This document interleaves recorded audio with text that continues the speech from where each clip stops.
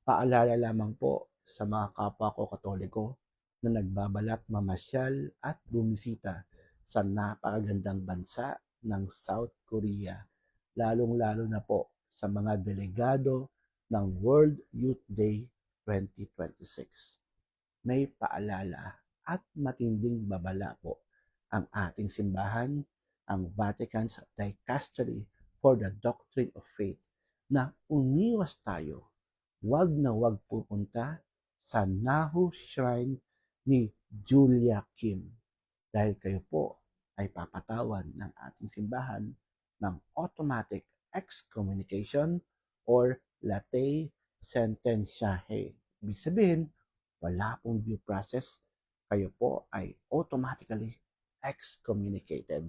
At ang excommunication na ito, kayo mismo ang nag-initiate at nagtataw sa inyong sarili.